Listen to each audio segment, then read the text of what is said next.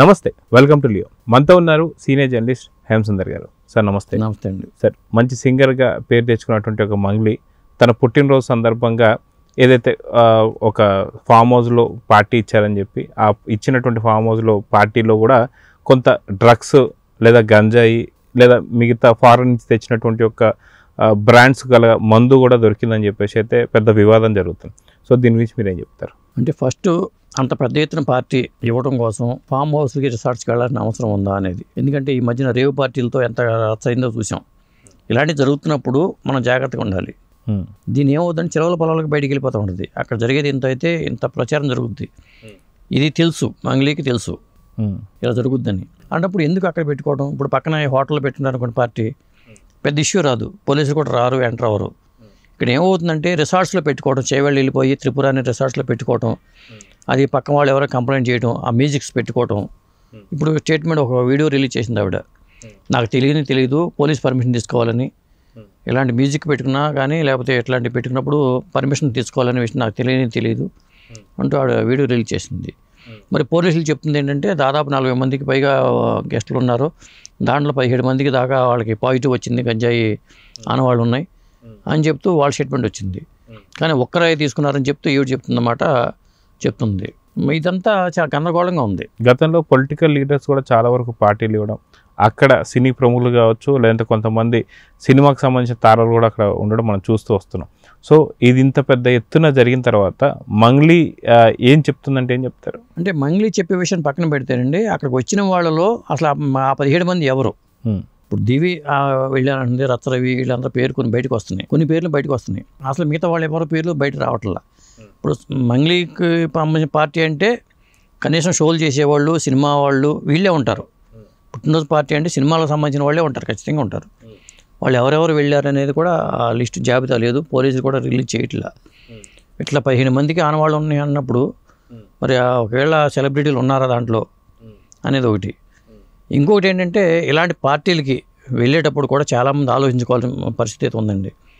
ఎవరో పిలుస్తున్నారు కదా, మనం వెళ్ళిపోతామని ఎగేసుకు వెళ్ళిపోయాం అనుకోండి, రేపు మనం కూడా బుక్ అయ్యే ప్రమాదం ఉంటుంది. అది ఎందుకంటే మరి గంజాయి ఇక బయట తీసుకుని వెళ్ళాడు ఆ వ్యక్తి, తను ఒక్కళ్ళే అన్నప్పుడు బయట తీసుకుని వెళ్తే అవకాశాలు ఉంటాయి.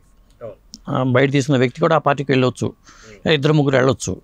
కానీ 17 మందిలో ఆనవాళ్ళు ఉండవు కదా. అంటే పార్టీలో గంజాయి కూడా సప్లై జరిగిందా, లేకపోతే ఇంకా డ్రగ్స్ కూడా ఇచ్చారా? నాకు తెలిసి లిక్కర్ పరంగా నేను అనుకోవడం పెద్ద ప్రాబ్లం ఉండదు అనుకుంటున్నాను.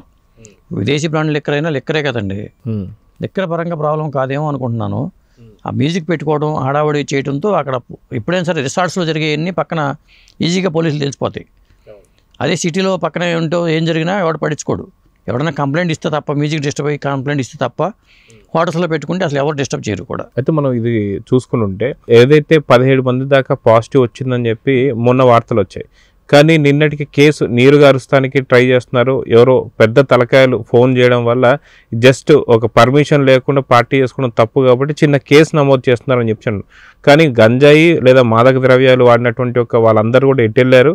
ఈ కేసు నిజంగా నీరు గారిపోతుందా అంటే ఏం చెప్తారు? సాధారణంగా ఇలాంటి కేసులో నీరు గారిపోతాయండి. పెద్ద తలకాయలు ఎప్పుడు పనిచేస్తూ ఉంటాయి. ఎందుకంటే ఎవరికో వాళ్ళు తెలిసిన వాళ్ళు పెద్దవాళ్ళు ఉంటారు, మంత్రులు, ముఖ్యమంత్రులు తెలిసిన వాళ్ళు ఖచ్చితంగా ఉంటారు. వాళ్ళు ఆటోమేటిక్గా ముందు వార్తలు వస్తూ ఉంటాయి, పోలీసులు వచ్చే సహంతో ముందు వెళ్ళిపోతారు. ఆ తర్వాత క్రమేపీ అది ఇదైపోద్ది. ఇప్పుడు ఈ కేసు కూడా ఈ 2 రోజులు మాట్లాడుకుంటాం. ఇప్పుడు రేవు పార్టీ కేసులు ఏమైనాయండి? రేవు పార్టీ అంటాం, లేకపోతే డ్రగ్స్కి అప్పుడు అకున్ సబర్వాల్ ఉన్నప్పుడు భారీ ఎత్తున అందరూ ఈరోజు ఏ హీరో వస్తున్నాడు, ఈరోజు ఏ డైరెక్టర్ వస్తున్నాడు అంటే మాట్లాడుకున్నాం. అదేమైంది? ఇది వీళ్ళు అత్యుత్సాహంతో చేస్తూ ఉంటారు, తర్వాత రాజకీయ ఒత్తిడికి తలగ్గాల్సిందే. ఇప్పుడు ఇది కూడా అదే జరుగుద్ది. తర్వాత ఇదేమీ లేదు, అంతా అసలు ఆ రిపోర్ట్లు ఏమి రాలేదని కూడా రావచ్చు, చెప్పలేం కూడా. అయితే మంగ్లీ వెనుకున్న పెద్ద తలకాయ ఎవరు అంటే ఏం చెప్తారు? అంటే ఒక తలకాయ ఉంటుందని అనుకోను నేను, కొన్ని తలకాయలు ఉండొచ్చు. ఎందుకంటే ఆవిడ మీడియా రంగంలో ఉండి ఆ సింగర్గా క్లిక్ అయింది, సినిమా హీరోయిన్గా కూడా చేసింది. మరి సత్యవతి అనే పేరైనా కానీ మంగ్లీగానే ప్రసిద్ధి. ఆవిడ పాటలో బ్రహ్మాండంగా, పాటల పరంగానే పాటలు తీసిన రెమ్యునరేషన్ కూడా ఎక్కువే. ఆ చిన్న మనిషిగా వచ్చి చాలా పెద్ద మనిషిగా ఎదిగింది ఆవిడ. అదే అండి మంగ్లీ గురించి చెప్పాలంటే. ఇప్పుడు దివి నేను చెప్తుంది, నేను వెళ్ళిన మాట వాస్తవమే కానీ నాకు అసలు ఇలాంటి సంబంధం లేదు, నన్ను ట్రోల్ చేయొద్దు అని చెప్పి దివి స్టేట్మెంట్ వచ్చింది. మరి కొంతమంది ఇట్లా ఇచ్చుకుంటూ వచ్చారు, స్టేట్మెంట్ ఇచ్చుకుంటూ వచ్చారు. అదే అండి. సో ఓవరాల్గా ఈ యొక్క ఇష్యూ ఎప్పుడు సుఖాంతం అవుతుందంటే ఏం చెప్తారు? 2 రోజులు మాట్లాడుకుంటారు, తర్వాత అందరు కామ్ అయిపోతారండి. 2-3 రోజులే ఇది. అది కాకపోతే పార్టీలకు వెళ్ళేవాడు మాత్రం 1-2 సార్లు ఆలోచించుకోవాలి అనేది నేను చెప్పేది. ఎందుకంటే ఎవరు మన ప్రముఖులు పిలిచారో, పలానా హీరో పార్టీ ఇచ్చాడు నేను వెళ్ళిపోతానని వెళ్తే మాత్రం రేపు మనం కూడా బుక్ అయ్యే ప్రమాదాలు ఉంటాయి. అది. సో చూద్దాం సార్, ఖచ్చితంగా మీరు చెప్పినటువంటి తగు జాగ్రత్తలు తీసుకోవాలని అయితే కోరుకుందాం. నమస్తే.